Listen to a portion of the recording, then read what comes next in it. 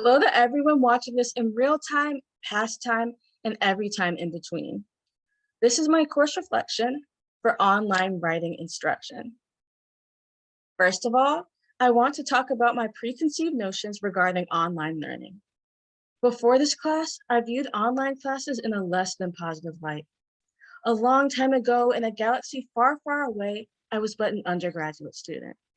The few pre-COVID online courses that I took were difficult for me because I felt disconnected from the instructor and my peers. It was this experience that made me avoid online classes altogether.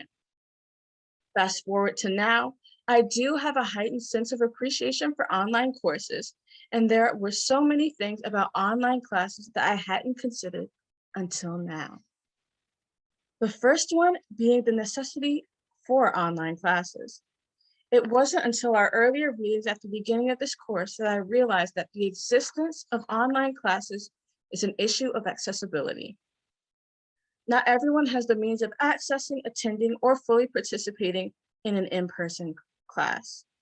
And if the education system is to claim that they are a source for learning, then online courses have to exist in order to teach everyone, not just some of us. In looking back at my projects for this class, one thing that I always had to consider was mindfulness.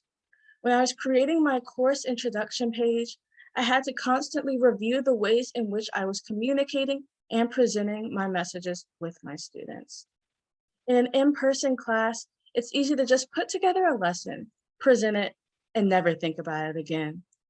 For an online course, you are consistently updating and adding things to make it user-friendly. This idea of mindfulness also underscores the importance of inclusion, especially in an online context. People in general, and students especially, should feel as if they are a part of something and not just afterthoughts. As one of our readings states, this means that we have to consider accessibility at outset, not just as a pastime. Next up is understanding the digital. In creating my lessons and class activities, I had to step out of my comfort zone. While I do consider myself to be slightly tech savvy, there were just some things that I had never done before. Up until this class, I've never added closed captions to a video or created an animated slideshow.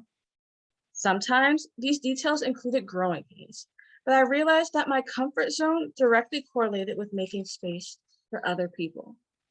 Now, that won't always be the quickest thing to do, but it's necessary to make sure students' needs are listened to.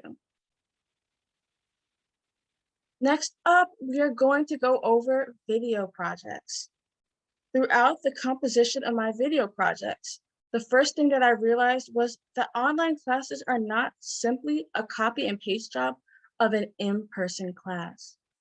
This means that I couldn't just copy and paste my in-person lessons to a class setting online. Rather, I had to find different ways to communicate the tenets of ENC 2135.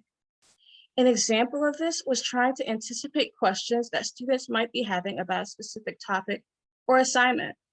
Along with this, I was constantly trying to make sure that my directions were as clear and understandable as possible, so that students don't feel confused or alienated. I also found that my video projects were a great avenue to express my personality so that students would feel some connection with me, even though we are not talking face to face.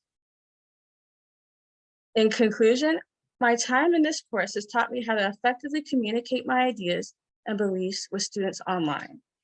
It's not enough for me to just say, I care about these students.